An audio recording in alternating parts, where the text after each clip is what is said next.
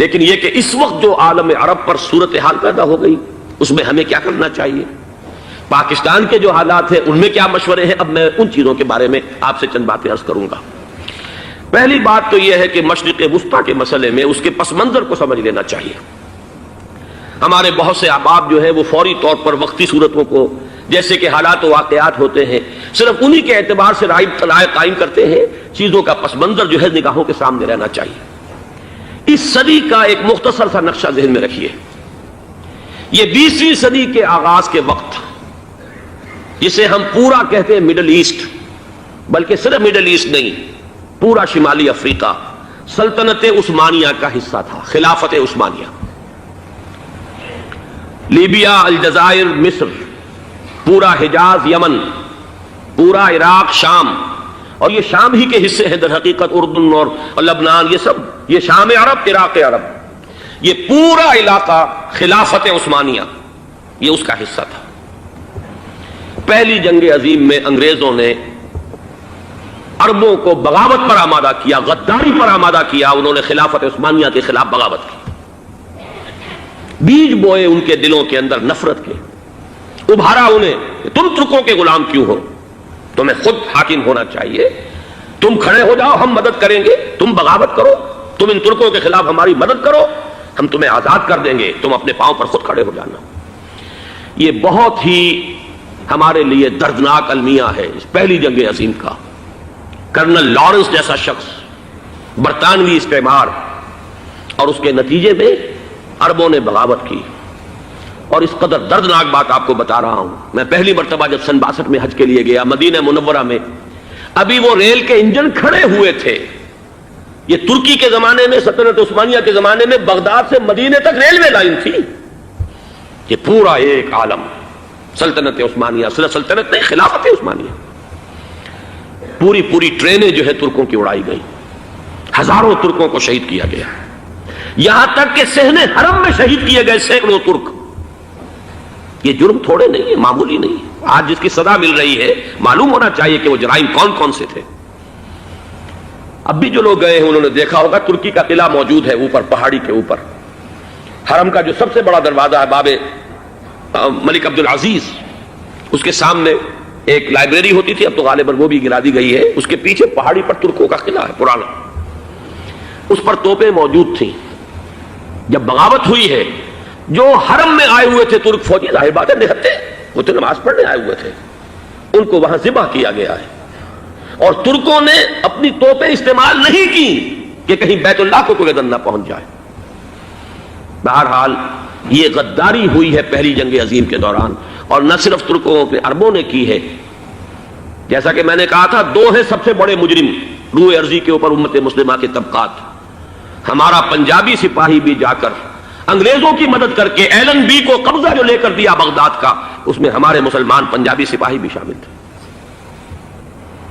یہ خون چکاں باب ہے ہماری تاریخ کا اس صدی کا۔ لیکن اس کے بعد سلطنت عثمانیہ کے ٹکڑے ہو گئے، چیچڑے ہو گئے۔ ایک انگریز نے لکھا ہے یہ جملہ، زہر میں بجھا ہوا جملہ، کہ تاریخ میں یہ بات ثبت ہو جائے گی کہ ایک انگریز نے اس سلطنت کے ٹکڑے کر دیے کہ جو عمر فاروق نے قائم کی تھی رضی اللہ تعالی عنہ۔ یہ پورا عالم، یہ تمام علاقہ کس نے پتہ کیا تھا؟ یہ بات ہاتھ بدل گئے تھے، پھر ترک آ گئے، خلافت عثمانیوں کے پاس چلی گئی، لیکن یہ سلطنت تو حضرت عمر رضی اللہ تعالی عنہ کے زمانے سے چلی آ رہی تھی۔ اس کو ایک انگریز کرنل نے، اور اس نے بغاوت میں آمادہ کر کے عربوں کو اور ترکوں کے پیٹھ میں چھرا ڈھپوا کر ان کے ذریعے سے اور ٹکڑے کر دیے۔ لیکن جب جنگ ختم ہوئی، اب انہوں نے کہا کہ اب ہمیں آزادی دیجیے، تو اب انہیں معلوم ہوا کہ غداروں کو دنیا میں کیا ملتا ہے، ٹکڑے کر دیے گئے۔ یہ حصہ عراق یہ انگریز کے پاس رہے گا، شام کا یہ علاقہ یہ فرانسیسیوں کے پاس رہے گا، مصر پر انگریزوں کا تسلط رہے گا، لیبیا اطالویوں کے پاس رہے گا، لے دے کر یہ جو علاقہ تھا حجاز، چونکہ وہاں کچھ تھا ہی نہیں، بوادن غیر ذی زرع، یہ عربوں کے پاس چھوڑ دیا گیا۔ اس وقت جو بادشاہ ہیں شاہ حسین اردن کے، ان کے دادا سب سے بڑے غدار وہی تھے، لہذا ان کو اس علاقے کی بادشاہت دے دی گئی۔ اس کے بعد نجد سے ایک تحریک اٹھی ہے، وہ سعودی جو خاندان ہے وہ نجد سے اٹھا ہے۔ نجد میں اس وقت کچھ بھی نہیں تھا، وہ تو صرف ریت کے تودے تھے اور کچھ بھی نہیں، لہذا ادھر کسی استعماری قوت کو دیکھنے کی ضرورت ہی نہیں تھی۔ وہ تو بعد میں تیل برآمد ہوا اور اس کی حیثیت ہو گئی، اور یہ امارات کا علاقہ جو ہے اس کی دنیا میں اب گویا کہ یوں سمجھیے کہ جو سب سے زیادہ اہم علاقے ہو سکتے ہیں روئے ارضی کے نقشے پر، ان میں سے ایک وہ ہو گیا، لیکن یہ اس وقت کی بات میں کر رہا ہوں، کوئی حیثیت نہیں تھی، لہذا اس کو چھوڑ دیا گیا۔ یہ ہے تاریخی پس منظر، یہ لکیریں جو کھینچی گئی ہیں، یہ ایک ملت اسلامیہ کو جو قومیتوں میں تقسیم کیا گیا، پھر نعرے لگوائے گئے المصر للمصریین الشام للشامیین، اب شامی ایک علیحدہ قوم ہو چکے ہیں، مصری ایک علیحدہ قوم ہو چکے ہیں، عراقی ایک علیحدہ قوم ہو چکے ہیں۔ یہ ساری تقسیمیں استعمار کی پیدا کرنا ہے، اس کا کوئی تعلق اسلام کے ساتھ نہیں۔ اب ضرورت تو اس بات کی تھی کہ استعمار کے پنجے جب یہاں سے کچھ ہٹے، دوسری جنگ عظیم کے بعد ایک دور آیا، امریکہ ابھرا ہے دنیا کی عالمی سطح پر سیاست میں، اس کے ہاں کچھ آزادی کے تصورات تھے، اس نے بھی سپورٹ کیا۔ برطانیہ کمزور ہو چکا تھا، وہ اتنے بڑے علاقے کو ہولڈ نہیں کر سکتا تھا، ہندوستان بھی آزاد ہوا، پھر یہ کہ اور دوسرے علاقوں سے بھی اس کو پسپائی اختیار کرنی پڑی۔ استعمار کے پنجے جس طرح بھی ہوئے، ان کے سینوں سے، عربوں کے سینوں سے جو ہے گویا کہ وہ ہٹے، لیکن امریکہ نے ایک اپنی بہت بڑی حکمت عملی جو اختیار کی، عالم عرب کے سینے میں اسرائیل کا خنجر پیوست کر دیا، تاکہ یہ کبھی آزاد نہ ہو جائیں، ہمارے انگوٹھے تلے رہے، ہماری پالیسی گورن کرے۔ یہ استعمار کا دوسری جنگ عظیم کے بعد جہاں برطانوی استعمار، فرانسیسی استعمار رفتہ رفتہ یہ ہٹنے شروع ہوئے، صدر ناصر نے انگریزوں کو اٹھا کر پھینکا میڈیٹرینین میں اور دوسرے جگہوں سے، الجزائر نے آزادی حاصل کی فرانس سے، اطالویوں سے جو ہے لیبیا والوں نے آزادی حاصل کی، یہ ہو گیا، لیکن ایک خنجر پیوست کر دیا گیا اسرائیل کا سینہ عرب میں۔ اس صورتحال میں ظاہر بات ہے کہ ایک تو بڑی آئیڈیل پوزیشن تھی کہ پورا عالم اسلام متحد ہو، لیکن وہ تو بہت دور کا خواب معلوم ہوتا ہے۔ علامہ اقبال سے بڑا کوئی نقیب نہیں ہے ملت اسلامی کی وحدت کا، ایک ہو مسلم حرم کی پاسبانی کے لیے نیل کے ساحل سے لے کر تاب خاک کاشغر، لیکن انہیں بھی اپنے لیکچرز میں کہنا پڑا کہ اس وقت جو صورتحال ہے پورے عالم اسلام کی ایک وحدت بن جانا تو تقریباً ناممکن نظر آ رہا ہے، اگر کسی طرح ایک common wealth of Muslim nations وجود میں آ جائے تو بھی بڑی کامیابی ہوگی، لیکن اس سے بھی پہلے یہ تو زیادہ آسان تھا کہ عالم عرب ایک وحدت کی شکل اختیار کر لے۔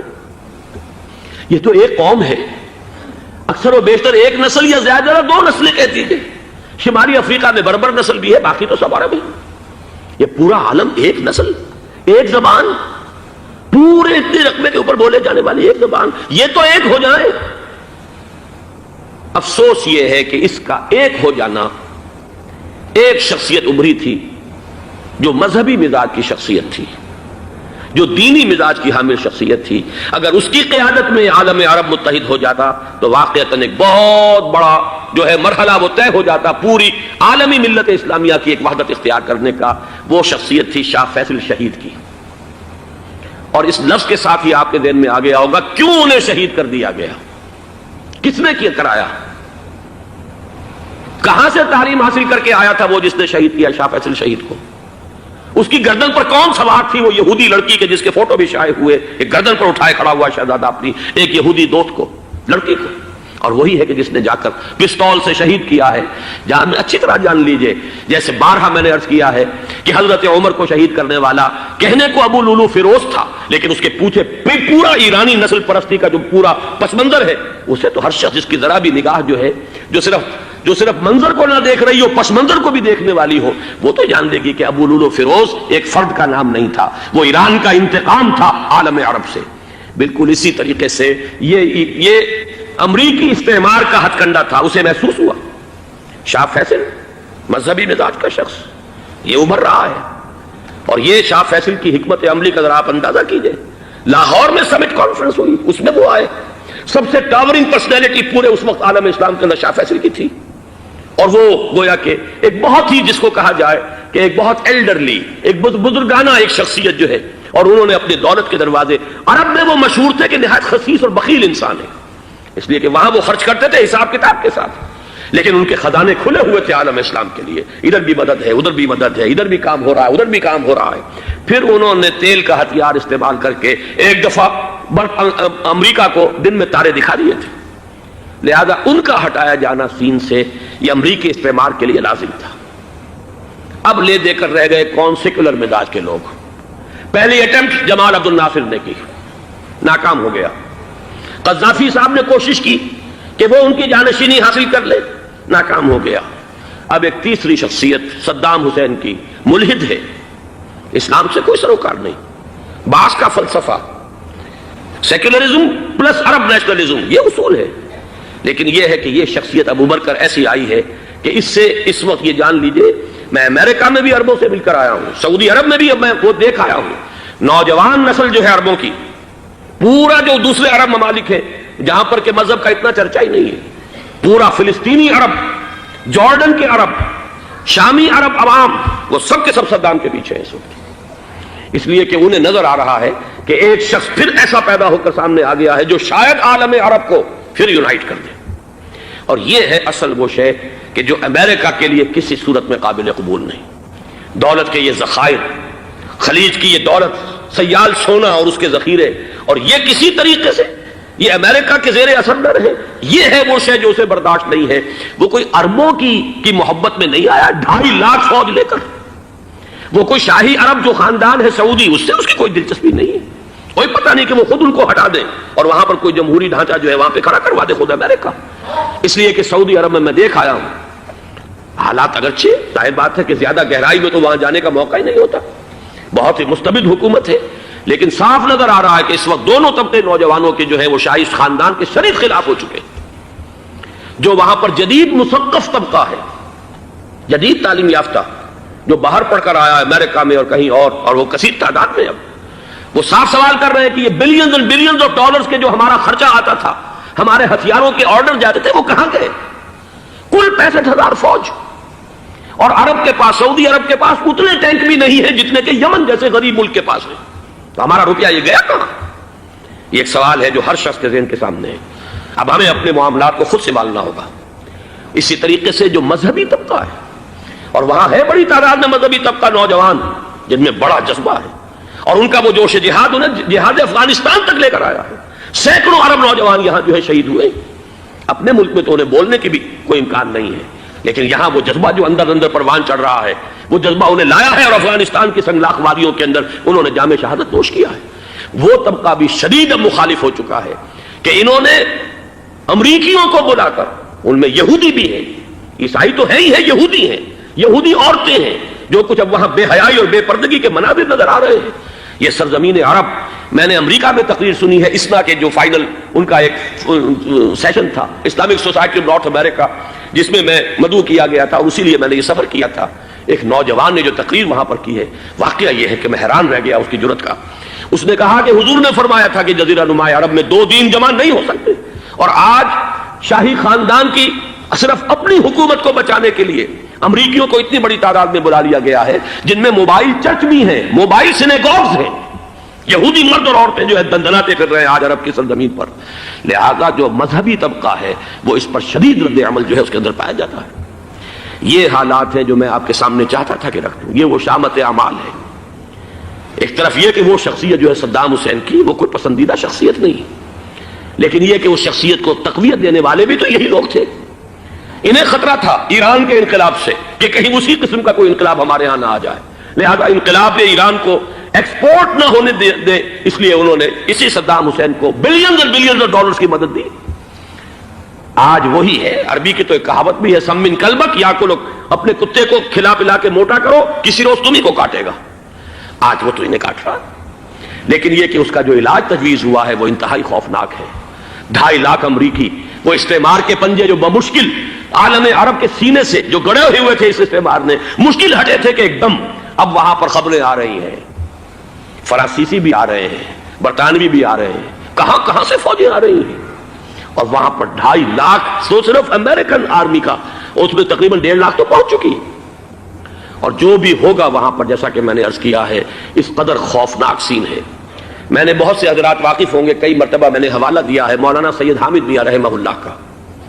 انہوں نے ایک دفعہ مجھے بتایا تھا کہ احادیث میں جو قرب قیامت کے حالات و واقعات کی پیشن گوئیاں ہیں، ان میں یہ ہے کہ وہ جو آخری جنگ ہونی ہے جو کہ دجال کے خلاف ہوگی مسلمانوں کی، اور جس میں کہ حضرت مسیح علیہ السلام کا نزول ہوگا جس کے سلسلے میں، اس سے پہلے ایک جنگ ہوگی بہت خوفناک، بہت خوفناک۔ اور عجیب الفاظ ان کے یہ تھے کہ اس میں ایک طرف مسلمان اور عیسائی اور یہودی تینوں ہوں گے۔ یہ بات سمجھ میں نہیں آتی تھی کہ مسلمان اور یہودی ایک جگہ کیسے جمع ہو سکتے ہیں۔ آج وہ نقشہ نظر آ گیا ہے۔ آج اسرائیل، امریکہ، سعودی عرب اب یہ ایک ہیں، بلکہ چلتے آئیے مصر، اسرائیل، سعودی عرب اور جو بھی ان کے حواری ہیں وہ سب ایک صف میں کھڑے ہیں، اور ان کے اوپر سیادت کس کی ہے؟ امریکہ کی۔ وہ نقشہ آ گیا ہے۔ اور اس جنگ کے سلسلے میں مولانا حامد میاں رحمہ اللہ نے مجھے بتایا تھا کہ حدیث میں الفاظ آئے ہیں، اتنے لوگ ہلاک ہوں گے، اتنے لوگ ہلاک ہوں گے، اتنے لوگ ہلاک ہوں گے کہ ایک پرندہ سینکڑوں میل تک اڑتا ہوا چلا جائے گا اور اسے سوائے لاشوں کے اور کچھ نظر نہیں آئے۔ یہ نقشہ خاکم بدہن تلا ہوا ہے، کھڑا ہوا ہے۔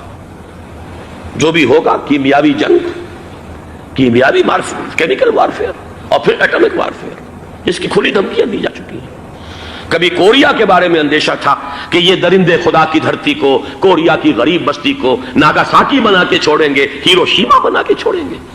آج وہ صورتحال جو ہے عالم عرب پر، heart of the Arab land, اس پر یہ صورتحال بالکل تلی کھڑی ہے۔ اس میں ہمیں کیا کرنا چاہیے؟ میں نے یہ چاہا کہ پورا پس منظر آپ کے سامنے ہو، صرف وقتی سا کوئی ایک نعرہ، وقتی سی کوئی ایک خبر، اس کے حوالے سے ایک جذبات کا معاملہ، پورا ایک پس منظر سامنے رکھیے۔ اب وہ آپ کو شاید میری باتیں جو ہے وہ سمجھ میں آ جائیں۔ نمبر ایک، ہمیں کسی صورت اس جنگ میں امریکہ کے گھڑے کی مچھلی نہیں بننا چاہیے۔ امریکہ اسلام کے تحفظ کے لیے نہیں آیا، امریکہ حرمین کی حفاظت کے لیے نہیں آیا، امریکہ اپنے مفادات، عالمی مفادات کے تحفظ کے لیے آیا، اور زیادہ سے زیادہ آپ کہہ سکتے ہیں کہ وہ سعودی شاہی خاندان کی حفاظت کے لیے آیا۔ اور بڑا عمدہ مضمون چھپا تھا پچھلے، بلکہ ابھی تک تو وہ تازہ ہی ہے جب تک نیا نہیں آتا، ندا میں، جس کا عنوان تھا اربوں کا چھرا اور اربوں کا گدا۔ سارے پیسے بھی انہیں سے لے رہے ہیں۔ $12 بلین کا ایک چیک لے کر گیا جیمز بیکر۔ اندازہ تو کیجیے دنیا کہاں سے کہاں پہنچ گئی۔ میں حیرت ہوں کہ دنیا کیا سے کیا ہو جائے گی۔ 2 ماہ قبل اس کا تصور نہیں ہو سکتا تھا۔ اتنی بڑی قوت امریکہ کی، تباہ کن قوت، اور جمع ہو جائے گی عرب کے اندر۔ لیکن یہ کہ وہ کاسٹ بھی اربوں ہی کی ہوگی، انہی کا چھرا، انہی کا للا۔ ہمیں کرنا یہ چاہیے، اللہ تعالی ہماری حکومت کو، ہمارے سیاستدانوں کو، ہمارے ذمہ دار لوگوں کو ہدایت دے، وہ امریکہ کے گھڑے کی مچھلی نہ بنے۔ اس کے تحفظ کے لیے یا شاہی خاندان کی حفاظت کے لیے بہت کچھ انہوں نے عیش کر لیے، کافی عیش کر لیے۔ باقی یہ کہ اب جو کچھ ہونا ہے وہ ہونا ہے۔ حرمین شریفین کو تو خود عرب کے لوگ کہتے ہیں کہ کوئی خطرہ نہیں ہے۔ سارا جھگڑا تو وہ تیل کی دولت کا ہے۔ وہ تیل کی دولت جو ہے وہ شمال مشرقی کونے کے اندر ہے۔ بلکہ یہ کہ جو رد عمل پیدا ہوا عالم اسلام میں اور سعودی عرب میں، خود اس کے مذہبی نوجوانوں میں امریکی فوجوں کی آمد کے خلاف اس کا جواب دیا گیا رابطہ عالم اسلامی کی طرف سے کہ یہ جو بھی جنگ کا محاذ ہے، جو فوجیں ہیں، یہ حرمین سے تو 1500 کلومیٹر دور ہیں، تو حرمین کو تو کوئی خطرہ نہیں ہے۔ خطرہ ہے امریکہ کے عالمی مفادات کو۔ آج آپ کو معلوم ہے دنیا 2 طبقوں میں بٹی ہوئی ہے، دی رچ اینڈ دی پور۔ یہ جو اقوام ہیں، جو 6-7 قومیں شمار ہوتی ہیں دنیا کی دولت مند قومیں، ان کے لیے خطرہ ہے کہ یہ اگر ہم ان کا جو سب سے بڑا ذریعہ ہے اس کا صنعت کا، یہ تیل، اگر اس کو کچھ ہو گیا تو ان کی سب کی اکانومی جو ہے وہ دم دھڑام سے زمین پر آ جائے گی، وہ بھی برابر ہو کر رہ جائیں گے دنیا کے دوسرے ملکوں کے۔ یہ اس کی حفاظت کے لیے آئے ہیں۔ ہمارے نوجوان کو آج میں سوچتا ہوں کاش کہ ہمیں معلوم ہو، ہمیں وہ تاریخ دہرانی نہیں چاہیے کہ ہم نے پہلی جنگ عظیم میں انگریزوں کے استعمار کے پنجے گڑوانے کے لیے اپنی جانیں دیں۔ پنجاب کا نوجوان، پنجاب کا مسلمان سپاہی بھی جا کر ایلن بی کو قبضہ دلوانے کے اندر اور بغداد پر قبضہ کرانے میں اس کے تعاون کیا، اس کی مدد کی۔ کیا آج بھی وہی تاریخ اپنے آپ کو دہرائے گی؟ آج ہمارا فوجی جائے گا وہاں پر امریکہ کے تحفظ کے لیے، اس کے مفادات کے تحفظ کے لیے۔ پہلی بات یہ کہ یہ ہرگز نہیں ہونا چاہیے۔ ہونا کیا چاہیے؟ پہلی کوشش یہ ہو کہ یہ بین الاسلامی معاملہ بنے، مسلمان امت آئے، امریکی فوجیں جائیں، فرانسیسی جائیں، برطانوی جائیں۔ ہاں اس صورت میں کہتا ہوں پاکستان کا ایک ایک بچہ وہاں جائے اور اپنی جان قربان کر دے، اس لیے کہ یہ قرآن کا حکم ہے۔ وَإِن طَائِفَتَانِ مِنَ الْمُؤْمِنِينَ اقْتَتَلُوا فَأَصْلِحُوا بَيْنَهُمَا فَإِن بَغَتْ إِحْدَاهُمَا عَلَى الْأُخْرَى فَقَاتِلُوا الَّتِي تَبْغِي حَتَّى تَفِيءَ إِلَى أَمْرِ اللَّهِ فَإِن فَاءَتْ فَأَصْلِحُوا بَيْنَهُمَا بِالْعَدْلِ وَأَقْسِطُوا إِنَّ اللَّهَ يُحِبُّ الْمُقْسِطِينَ۔ امت مسلمہ کو حکم دیا گیا ہے اگر مسلمانوں کے 2 گروہ لڑ پڑے تو تم صلح کراؤ، اور اگر ایک فریق زیادتی پر تلا رہے، اڑا رہے، تو اب سب مل کر اس سے جنگ کرو یہاں تک کہ اسے اللہ کے حکم کے آگے جھکا دو۔ پھر اگر وہ اللہ کا حکم مان لے، صلح پر آ جائے، تو پھر عدل و قسط کے ساتھ ان کے درمیان صلح کرا دو۔ یہ ہمیں حکم ہے، مسلمانوں کو حکم ہے۔ لیکن یہ کہ یہ امریکی آ رہے ہیں اور امریکی استعمار اور امریکی مفادات، اور اس کے لیے جو ہے پاکستان کا مسلمان سپاہی بھی جائے، میرے نزدیک کی کسی صورت میں صحیح نہیں۔ مطالبہ بھی ہو رہا ہے، آج ہی غالباً ایک انٹرویو آیا ہے، شاہ حسین کے بھائی جو ہیں حسن بن طلال، انہوں نے بھی یہی کہا ہے کہ اس کو مسلمانوں کو آپس میں اس معاملے کو طے کرنا چاہیے، اس قضیے کو، امریکی فوجوں کو یہاں سے فوراً واپس جانا چاہیے۔ اور یہی بات میں یقیناً تائید کروں گا، تحسین کروں گا، یہی موقف ایران کا ہے۔ ایران عراق کے خلاف جو UN کے سینکشنز ہیں، کہتا ہے ہم اس کی پابندی کریں گے، لیکن امریکہ کو یہاں سے نکلنا چاہیے۔ یہ مسلمانوں کا اپنا معاملہ ہے، وہ آپس میں طے کریں۔ پاکستان کو بھی یہی موقف اختیار کرنا چاہیے پوری قوت کے ساتھ۔ اس میں کوئی بھی اگر کمزوری ہو رہی ہے تو در حقیقت یہ گویا کہ ہم امریکی استعمار کے ہاتھ میں اس کا آلہ کار بن کر، کھلونا بن کر استعمال ہو رہے ہیں، جو کہ ہمیں کسی صورت میں نہیں کرنا چاہیے۔ اگر یہ بھی ناکافی ہو تو دوسرا ایک اور مسئلے کا حل موجود ہے، اس سے براڈر سطح پر، کہ غیر جانبدار ممالک اگر کوئی ہے، ان کو بھی اس قضیے کے اندر شامل کیا جائے۔ ایک تحریک تھی کسی زمانے میں، کافی بڑی تھی، لیکن یہ کہ وہ بھی اگر اس کے اندر شامل ہو جائیں۔ لیکن امریکہ، رشیا، یہ تو ظاہر بات ہے سپر پاورز ہیں، ان کے مفادات ہیں، عالمی اور گلوبل مفادات ہیں، لہذا اول تو یہ ہونا چاہیے کہ بین الاسلامی معاملہ بنا کر، اس صورت میں جیسا کہ میں نے عرض کیا، ہماری پوری فوج بھی جائے اللہ پر توکل کر کے۔ پاکستان کا محافظ اللہ ہوگا، اگر اللہ کے ایک حکم کے اوپر عمل کرتے ہوئے مسلمان یہاں سے جائیں اور جا کر وہاں پر جو ہے اپنی جانیں دینے کو تیار ہو جائیں۔ لیکن اگر یہ اس میں بھی کافی نہ ہو تو جو بھی غیر جانبدار ممالک ہیں ان کو بھی اس معاملے کے اندر شریک کیا جا سکتا ہے۔ بدرجۂ آخر اگر پاکستانی فوج جائے، وہ صرف حرمین شریفین کے گرد و نواح میں ان کو ڈپلوائے کیا جانا چاہیے۔ اگر خدا نہ خواستہ وہاں پر کوئی آنچ آنے کی شکل پیدا ہو جائے تو اس کی، اے ارض پاک تیری حرمت پہ کٹ مرے ہم، اس کے لیے مسلمانوں کو تیار رہنا چاہیے۔ اس لیے کہ بہرحال جہاں تک ارض پاک کی حرمت کا تعلق ہے وہ ہمارے ایمان کا جز ہے۔ باقی برطانوی مفادات، امریکی مفادات، صنعتی ممالک کے مفادات، یا کسی شاہی خاندان کے مفادات، یہ شاہی خاندان یہ تو گرتی ہوئی دیواریں ہیں، جانا ہے آج نہیں تو کل۔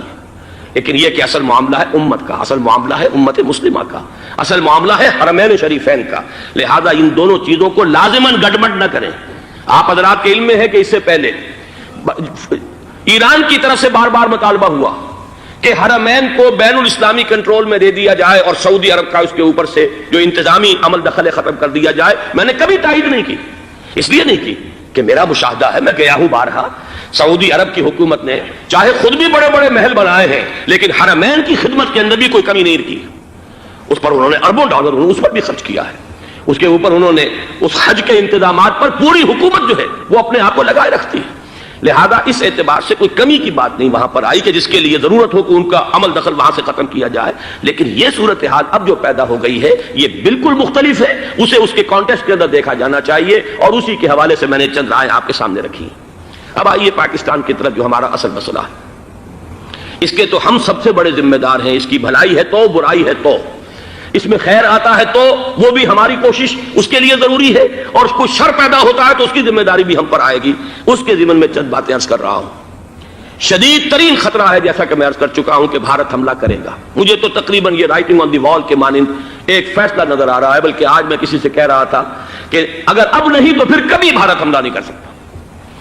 اس کے لیے سچویشن بالکل رائٹ ہے۔ 2 مرتبہ ایکسرسائز کر چکا ہے وہ، خاص ٹارگٹ بنا کر حیدرآباد کو، اور اس کے پیش نظر ہے سندھ میں جو بھی خلفشار ہے اسے اس کے علم میں ہے، جو بھی تصادم ہے۔ اب بھی اگرچہ اس وقت کی جو ہماری اندرونی سیاست ہے یہ اس کا کرشمہ سامنے آیا ہے کہ جی ایم سید صاحب کو ایگزونریٹ کیا جا رہا ہے، ان کو اب محب وطن کا خطاب دوبارہ دیا جا رہا ہے۔ وہ شخص جس نے اسلام کے خلاف انتہائی زہریلی باتیں کی ہیں، وہ شخص جس کی کتاب اب پاکستان ٹوٹ جانا چاہیے، وہ لاکھوں کی تعداد میں ہندوستان سے چھپ کر آئی ہے، یہاں تقسیم ہوئی ہے، آج اسے سند دی جا رہی ہے۔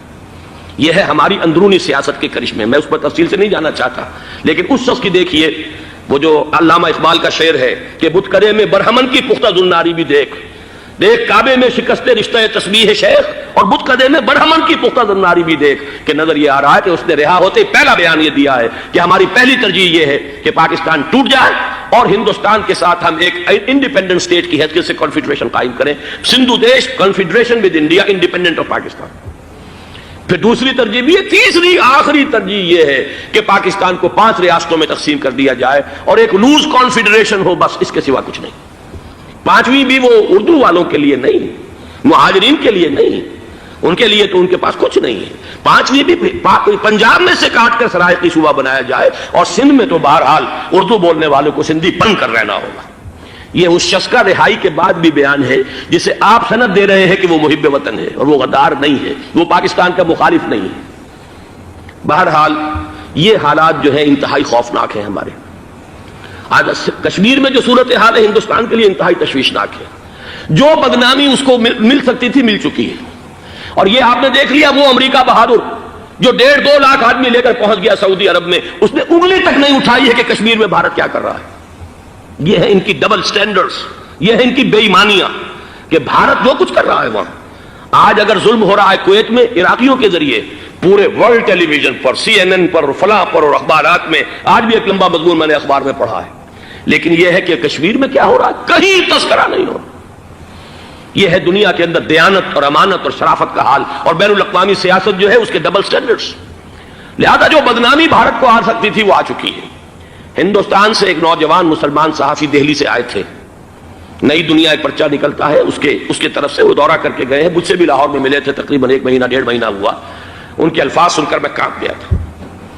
انہوں نے کہا تھا کہ بھارت کی حکومت اس کے اوپر تلی ہوئی ہے کہ چاہے ایک اور آخری کشمیری کو بھی ہلاک کرنا پڑے، وہ کشمیر کے اندر کبھی بھی کوئی معاملہ جو ہے کشمیر کی آزادی یا کشمیر کو پاکستان کے لیے جانے کے لیے تیار نہیں ہے۔ کیا بگڑے گا اس کا؟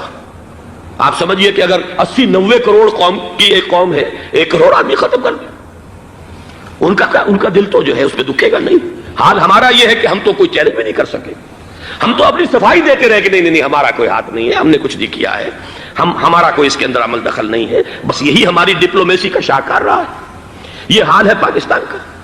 لہذا بھارت کا وہ معاملہ جو ہے، میں نے جیسا کہ آپ کے سامنے مختلف فیکٹرز گنوا دیے تھے، اندرونی اس کی سیاست، اندرونی خلفشاں، وہ تو اب آ کر رہے گا۔ اللہ یہ کہ اللہ تعالیٰ کے قبضہ قدرت میں ہر شے ہے، وہ ٹال دے تو ٹال دے۔ مجھے اقبال کا وہ شعر یاد آ رہا ہے، تقدیر تو مبرم نظر آتی ہے ولیکن پیران کلیسا کی دعا ہے کہ یہ ٹل جائے۔ ہم دعا کریں کہ یہ ٹل جائے وقت، لیکن یہ ہے کہ تقدیر مبرم نظر آ رہی۔ اس حالت میں ہمیں کیا کرنا چاہیے؟ نمبر 1 یہ کہ سب سے اہم شے ہے قومی یکجہتی، اور قومی یکجہتی کے اعتبار سے انتہائی خوفناک مرحلہ آ رہا ہے انتخابات کا۔ انتخابات میں تو کچھ نہ کچھ فساد، کچھ نہ کچھ دنگا، کچھ نہ کچھ ہنگامہ، ایک دوسرے کے خلاف کیچڑ، ایک دوسرے کے خلاف الزامات، بوچھاڑ، یہ تو بڑھتے ہیں۔ بھارت میں بھی قتل و غارت گری ہو جاتی ہے کچھ نہ کچھ۔ لہذا یہاں پر بھی پیر پگاڑا صاحب جو ہمیشہ سے کہتے چلے آ رہے ہیں فیملی پلاننگ، آج پھر ان کا جملہ آ گیا ہے کہ شاید اس انتخابات میں فیملی پلاننگ کے ذریعے سے کوئی بہت بڑا کام ہو جائے۔ پہلی بات تو یہ ہے کہ میں نے اب تک یہ کہا ہے کہ انتخاب کسی صورت میں پوسٹ پون نہیں ہونے چاہیے۔ اب بھی میں یہ کہتا ہوں کہ اگر تو انتخابات کا بدل صرف ایک ہے اور وہ مارشل لا ہے، تو پھر مارشل لا سے تو بہتر ہے کہ وہ انتخابات ہوں چاہے اس میں کوئی خلفشار بھی ہو، اس لیے کہ مارشل لا کا مطلب جو ہے وہ تو سندھ کے اندر ایک ناگزیر دھماکہ ہو جائے گا، تباہ کن، خوفناک، اور پھر بھارت کو کچھ کرنے کی ضرورت نہیں ہوگی، کیا کرایا اسے سارا معاملہ سندھ کے اندر سے مل جائے گا۔ ماشاء اللہ ہرگز نہیں ہونا چاہیے۔ وہ بات جو سن 80 میں نے 18 اگست 1980 کو کہی تھی ضیاء الحق مرحوم سے، آج پھر اسی بات کی میں تکرار کر رہا ہوں، اعادہ کر رہا ہوں۔ ماشاء اللہ پاکستان کے لیے سوسائڈل ہے، لیکن ایک آلٹرنیٹ سامنے آیا ہے۔ ایک تو پشاور ہائی کورٹ کا ورڈکٹ آ گیا، اور یہ کہ کچھ اور لوگوں کی طرف سے بھی باتیں آئی ہیں۔ 1-2 دن ہوئے ہیں، جنگ میں 2 اہم سرخیاں تھیں، اور وہ بڑے اونچے حلقہ جو ہمارا فوج کا اونچا حلقہ ہے اس کی طرف سے، اگرچہ نام کسی کا نہیں تھا۔ ایک تو یہ کہ ماشاءاللہ یہاں کسی صورت نہیں لگے گا، دوسرے یہ کہ کوئی قومی حکومت کی تشکیل جو ہے اگر کسی طرح ہو سکتی ہو تو وہ اس وقت کا حل ہے، اور وہ اسی شکل میں ممکن ہے۔ اگر تو الیکشن آپ پوسٹ پون کرتے ہیں اور اسمبلیاں پرانی بحال نہیں کرتے، تو پھر تو اس کا مطلب یہ کہ ہمارا کانسٹیٹیوشن ایبروگیٹ ہو گیا، اور اس کا آلٹرنیٹ سوائے ایک مارشل لا کے اور کوئی نہیں ہے۔ لیکن اگر صدر اسحاق صاحب ہمت کر لیں ملک کے حالات کو دیکھ کر، جو اس وقت صورتحال ہے، جو خطرات ہیں بارڈر پر، ان کو دیکھتے ہوئے یا تو یہ کہ عدالتوں کے ذریعے سے اسمبلیاں بحال ہو جائیں، اس میں حکومت زیادہ رکاوٹ نہ ڈالے، یا یہ کہ خود صدر عیسیٰ صاحب واپس لے سکتے ہو قدم تو واپس لے لیں، لیکن یہ کہ تمام پارٹیز سے یہ پہلے عہد لے لیا جائے کہ وہ ایک قومی حکومت کی تشکیل کریں گے۔ یہ وہ بات ہے، آپ کو یاد ہوگا مرزا اسلم بیگ صاحب، انہوں نے بالکل شروع میں سن 88 کے الیکشن کے بعد کہا تھا کہ نیشنل گورنمنٹ فارم کی جانی چاہیے۔ اس وقت تو کسی نے دھیان نہیں دیا، پیپلز پارٹی بڑے نشے میں تھی، اس کو خاص طور پر سندھ میں جس طرح کا واک اوور ملا تھا، اس کا ایک نشہ تھا اس کے دماغ پر، اس لیے وہ سوچنے پر تیار نہیں ہوئی۔ لیکن یہ کہ وہ جو ایک فارسی میں کہا جاتا ہے کہ ہر چے دانا کنت کنت نادا لیک بعد از خرابی بسیار، اب اس خرابی بسیار کے بعد بھی اگر عقل آ جائے اور ایک نیشنل گورنمنٹ بنائی جا سکے اور اس کے حوالے سے الیکشن کو پوسٹ پون کیا جا سکے، تو میرے نزدیک یہ رائے پوری قوت کے ساتھ دی جانی چاہیے، پیش کی جانی چاہیے، اس لیے کہ الیکشن اس وقت جس خلفشار کا سبب بن جائے گا، ذریعہ بن جائے گا، اس کو تو گویا کہ اور بھارت کے جو گھناونے عزائم ہیں ان کو اور تقویت دینے کا سبب اور ذریعہ بن جائے گا۔ دوسری بات یہ، اس قوم کے اندر جذبہ جہاد، وہ ڈیفینسو جہاد، دفاعی جہاد، جس کے بارے میں کوئی دو رائے نہیں ہو سکتی کہ اس کے لیے جو جان بھی دی جائے گی وہ شہادت کی موت ہوگی۔ اس لیے کہ حضور کی حدیث ہے، من قتل دون مالہ فہو شہید، جو شخص اپنے مال کی حفاظت کرتے ہوئے مارا گیا مسلمان وہ شہید ہے۔ تو ظاہر بات ہے کہ اپنی آزادی کا تحفظ جو ہے وہ مال کے تحفظ سے زیادہ اہمیت رکھنے والی شے ہے۔ ایک جذبہ جہاد پیدا کیا جائے اور ایک پیپلز آرمی یہاں پر کھڑی کی جائے، عوامی فوج صرف نہیں کر سکے گی تحفظ جب تک کہ پوری قوم جو ہے وہ فوج کی شکل اختیار نہ کر لے۔ لیکن ظاہر بات ہے کہ اس کا بھی امکان اسی صورت میں ہوگا جبکہ کوئی ایسی حکومت وجود میں آ گئی ہو کہ جس میں وہ اپوزیشن اور گورنمنٹ کا جھگڑا جو ہے وہ اوپر نہ چل رہا ہو، وہ آپس کی محض آرائی نہ ہو، تبھی کوئی پیپلز آرمی جو ہے اس کا تصور جو ہے سامنے آ سکتا ہے۔ اللہ تعالیٰ توفیق دے کہ ہم اس کو بھی کر سکیں۔ آخری بات، آج میں سوچ رہا تھا کہ حضور کو اللہ تعالیٰ نے 2 تلواریں دے کر بھیجا تھا۔ ایک تلوار قرآن، جاہدہم بہی جہادا کبیرا، اے محمد یہ ہے آپ کی تلوار، اس کے ذریعے جہاد کیجئے، قلع قمع کیجئے جاہلیت قدیمہ کا بھی، قلع قمع کیجئے جاہلیت جدیدہ کا بھی، اور یہ بے یقینی کو رفع کیجئے، ایمان پیدا کیجئے۔ یہ ہے کہ جو آج ہمارے پاس وہ جہاد بالقرآن کے حوالے سے ہے۔ اور دوسرا ہتھیار تھا دین حق، هو الذی ارسل رسولہ بالہدی ودین الحق لیظہرہ علی الدین کلہ۔ وہ نظام عدل اجتماعی، وہ جو واقعہ یہ ہے کہ اگر اس کا نمونہ دنیا کو دکھا دیا جائے تو پوری دنیا اسے قبول کرے گی، اس لیے کہ دنیا تو پیاسی ہے، دنیا مختلف نظاموں کو ٹرائی کر کے تھک چکی ہے۔ اس نے جمہوریت کا تجربہ بھی کر لیا ہے جس نے سرمایہ داروں کی آمریت کی شکل اختیار کر لی، دنیا نے کمیونزم کا تجربہ بھی کر لیا ہے، وہاں سے بھی پسپائی اختیار کر رہی ہے نوع انسانی۔ لیکن یہ کہ وہ نظام عدل اجتماعی تو ہمارے پاس تھا۔ پچھلے سال آپ کو یاد ہوگا یہاں پر دسمبر کے مہینے میں اس کے اوپر سیمینار ہوئے تھے، سیاسی نظام، معاشی نظام، معاشرتی نظام، اخلاقی نظام، وہ پورا نظام زندگی جو ہے وہ ہمارے پاس ہے جس کے لیے یہ ملک لیا گیا تھا، اسلامی انقلاب برپا کر کے، اور یہاں پر اس دین کو قائم کیا جائے۔ میں چند باتیں بھارت کے حوالے سے کہنا چاہتا ہوں۔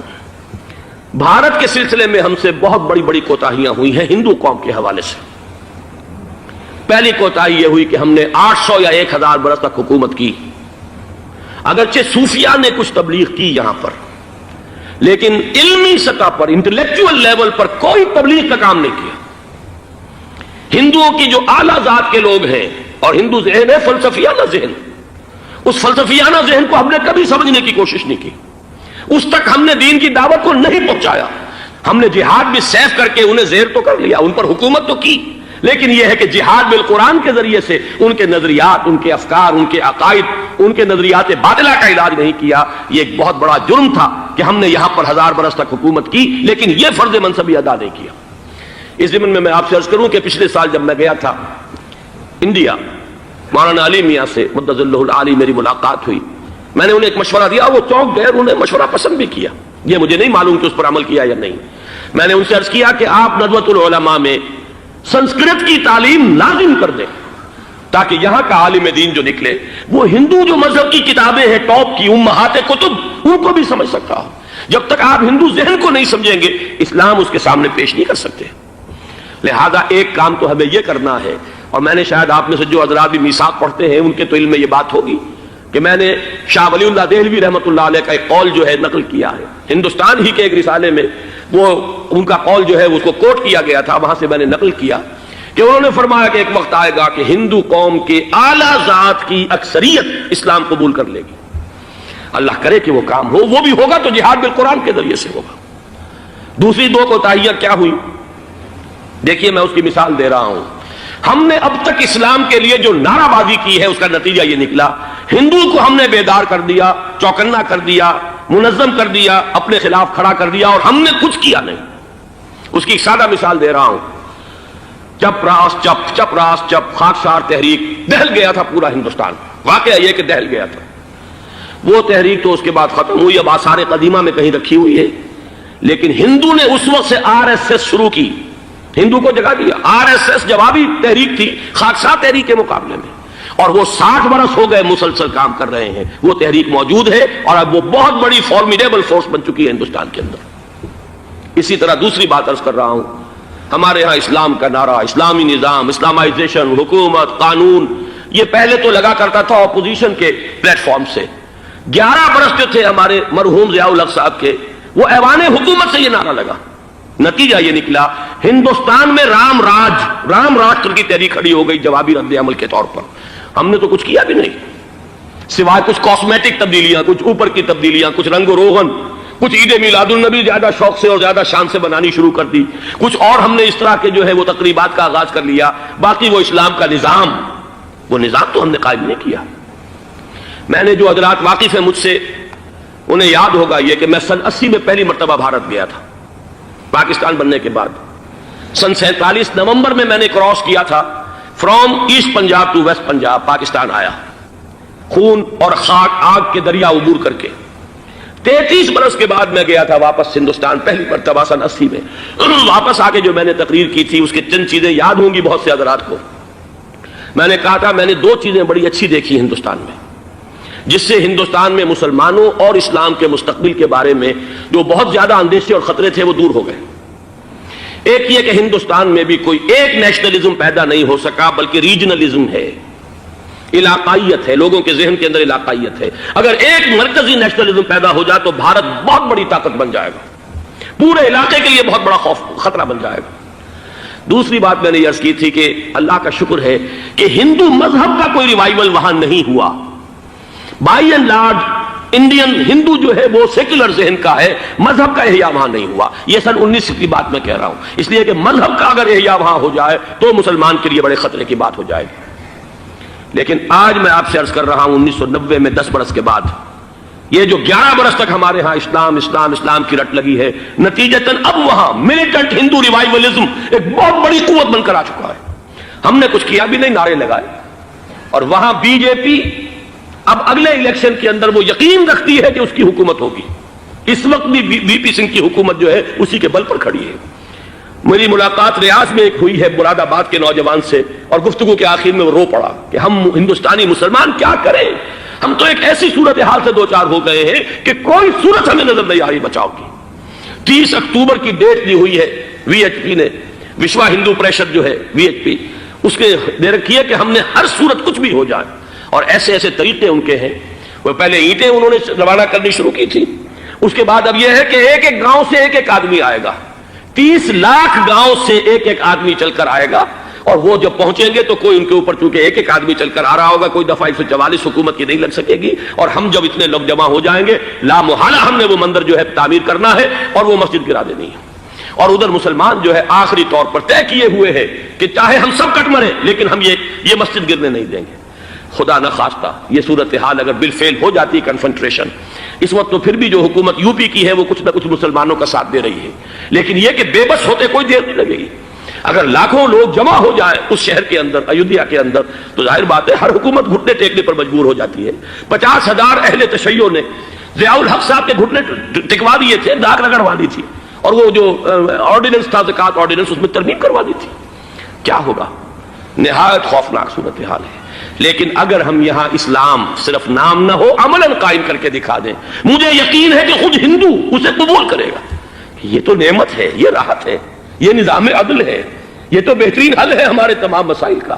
لیکن یہ کہ اگر ہم نے وہ کام نہ کیا، وہ اسلامی انقلاب کی طرف پیش قدمی نہ کی، وہ جاہدہم بہ جہادا کبیرہ کے ذریعے سے ایمان، اور ایمان کے ساتھ اس کا لازمی نتیجہ وہ ایک جد و جہد، انقلابی جد و جہد، اور اس کے نتیجے میں پاکستان میں اسلامی انقلاب لا کر اسلام کے نظام عدل اجتماعی کو قائم کرنا، یہ ہے دوسرا کرنے کا اصل کام، اور یہ ہے در حقیقت کہ جو ہمارے تمام مسائل کا حل ہے۔